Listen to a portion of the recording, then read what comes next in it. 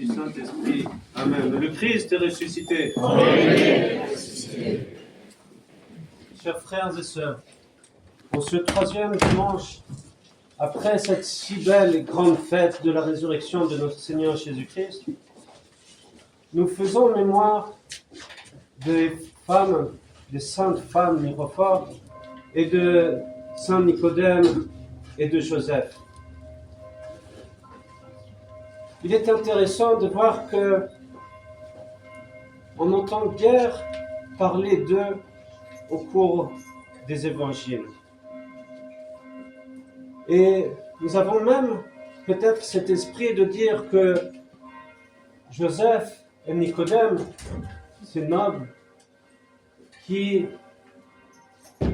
avaient cette crainte d'être mal vus par les autres, et étaient toujours de façon cachée. Mais ce sont eux qui ont eu ce courage, qui ont eu cette foi d'aller, malgré tout ce qui se passait, malgré cette mort du Christ, malgré que tout le peuple se soulevait contre le Christ, mais pas que contre le Christ, contre tous ses disciples. Eux, ces deux hommes qui auparavant avaient cette crainte, ont eu cette foi d'aller demander le corps du Christ, d'aller et de l'ensevelir, avec tout cet amour, avec toute cette foi. Et en même temps, nous avons cette mémoire des femmes mirophores, qui, elles aussi, étaient toujours discrètes, étaient toujours mises de côté d'une certaine façon, mais qui avaient une fidélité, une si grande fidélité envers notre Seigneur Jésus-Christ. Et je pense que c'est ce mot qu'il faut retenir aujourd'hui, fidélité. Quelle est notre fidélité auprès du Christ? Quelle est notre fidélité dès qu'il y a ces tempêtes? Quelle est notre fidélité quand nous avons nos tentations et que nous succombons? Très vite, nous voyons que notre fidélité est fragile, que notre fidélité n'est pas posée sur le roc, sur cette force qui est le Christ. Alors, chers frères et sœurs, soyons dans cette recherche. À travers les saints, nous pouvons voir cet exemple et imitons finalement tous ces saints qui ont eu cette fidélité jusqu'à même perdre leur vie pour Dieu, par amour pour Dieu.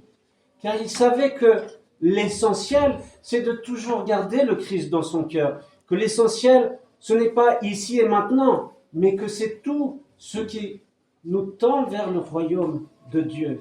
Et c'est ce que, finalement, elles recherchaient, ces femmes, en allant vers le sépulcre. C'est que, certes, il y avait cette réalité que le Christ était mort, mais qu'il y avait cet espoir, comme il l'a enseigné, de sa résurrection. Mais bien sûr, il y avait cette pensée tout à fait humaine, de se dire, qui va nous rouler cette pierre, cette énorme pierre qui est devant, à l'entrée du tombeau de notre Seigneur. Et je pense que là aussi, il faut réfléchir et comprendre que dans notre cœur, il y a ce roc qui ferme notre cœur. C'est nos tentations, nos mauvaises pensées, cette envie de tout régler par soi-même, qui fait que notre cœur est fermé par ce caillou. Et que nous avons à nous demander, qui peut nous rouler cette pierre? Et alors, on se tourne vers le Christ et on se met à avoir cette foi.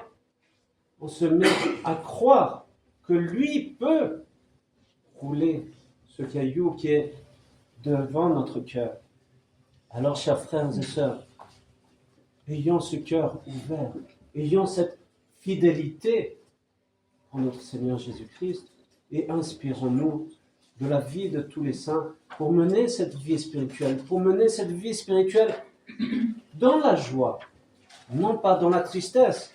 Nous sommes dans la joie, malgré les difficultés, nous sommes dans la joie parce que nous savons que le Christ est avec nous, que le Christ est ressuscité pour nous sauver, pour nous montrer cette voie du salut qui nous mène auprès de Dieu par l'intercession de tous les saints. Amen.